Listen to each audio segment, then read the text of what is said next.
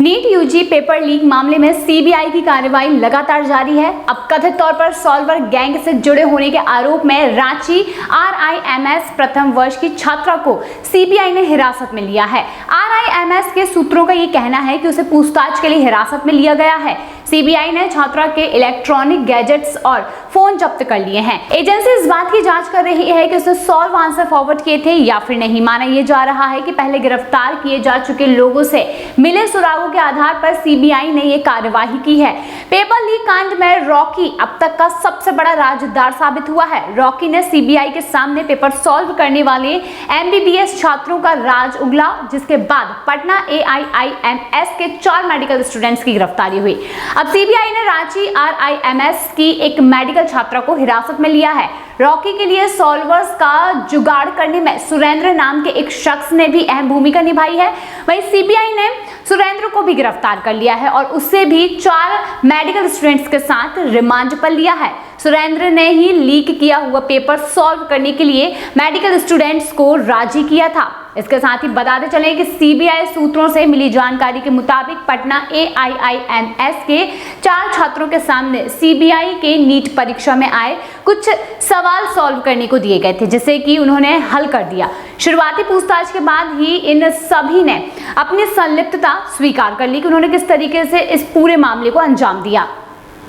CBI को आशंका है कि सॉल्वर बने मेडिकल स्टूडेंट्स ने अपने संपर्क के लोगों तक पेपर और उसका आंसर फॉरवर्ड किया और इन सभी मेडिकल स्टूडेंट्स ने लैपटॉप और मोबाइल फोन से अहम लीड मिलने की संभावना जताई है। चंदन सिंह, कुमार शानू, राहुल आनंद और करण जैन पटना एआईआईएमएस के मेडिकल स्टूडेंट्स हैं जो कि सॉल्वर्स बने हुए थे और अभी तक इस पूरे कांड का मास्टरमाइंड यानी कि संजीव मुखिया का कोई भी सुराग नहीं मिल सका है।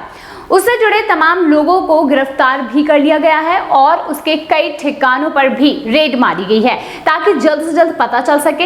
लेकिन संजीव मुखिया को लेकर सीबीआई के हाथ कोई ठोस जानकारी नहीं लगी है। ये सबसे बड़ी बात है कि आखिर क्यों।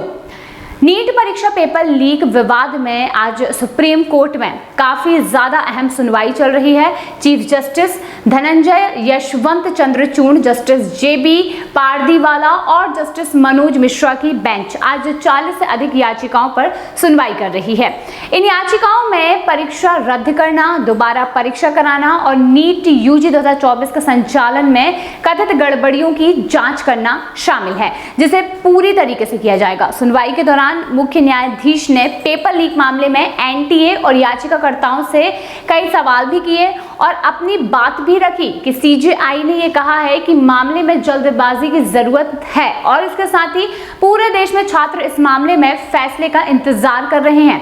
चलिए आइए बताऊंगी कि आखिर सुनवाई के दौरान सीजेआई क्या कुछ कह रहे हैं। यहाँ पर सीनियर एडवोकेट यानी कि हुड्डा ने शुरुआत करते हुए ये कहा कि सीबीआई को अपनी स्टेटस रिपोर्ट दाखिल करनी थी और यहाँ पर उन्हें ये लगा कि ये दाखिल की जाएगी और उन्हें दी जाएगी, लेकिन ऐसा हुआ नहीं। इस पर मुख्य न्यायाधीश डीवाई चंद्रचूड़ ने ये कहा कि उन्हें गलत मत समझिए और उन्होंने पूरी तरह पारदर्शिता से इस पक्ष को रखा है। ये कोई सीलबंद लिफाफा प्रतिक्रिया नहीं है, लेकिन जांच चल रही है। अगर ये खुलासा हो जाता है तो इससे जांच प्रभावित हो सकती है, लोगों को परेशानी हो सकती है। वही सीजेआई ने याचिकाकर्ता को आगे ये भी कहा है कि आप हमें संतुष्ट करिए कि पेपर लीक बड़े पैमाने पर हुआ है और परीक्षा रद्द होनी चाहिए। दूसरा, इस मामले में जांच की दिशा क्या होनी चाहिए वो भी हमें बताएं। सीजेआई ने पूछा कि याचिकाकर्ताओं में कितने छात्र शामिल हैं।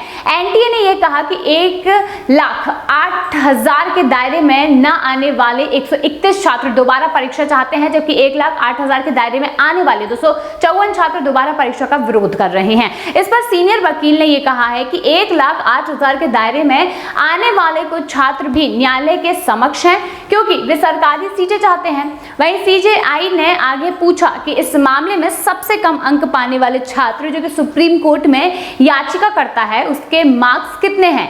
याचिकाकर्ता ने यह भी कहा कि अगर आप 164 अंक लाते हैं तो आप पास हो जाते हैं, लेकिन एडमिशन सीट के हिसाब से मिलती है। यानी कि सीजेआई ने सुनवाई के दौरान ये कहा है कि यहाँ पर केवल इसीलिए दोबारा परीक्षा का आदेश नहीं दिया जा सकता है क्योंकि जो छात्र हैं वो दोबारा परीक्षा देना चाहते हैं। दोबारा परीक्षा का आदेश तभी दिया जाएगा जब परीक्षा की पवित्रता से समझौता हो गया हो।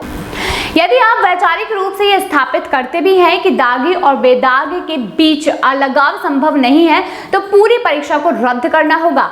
यानी कि नीट परीक्षा को लेकर बवाल जारी है और नीट परीक्षा पर अभी भी यही सवाल है कि आखिर उस परीक्षा को रद्द क्यों नहीं किया जा रहा है। कई सारे सवाल हैं जो यहाँ पर छात्रों और सभी छात्राएं चाहते हैं कि आखिर उनके भविष्य के साथ ऐसा खिलवाड़ क्यों।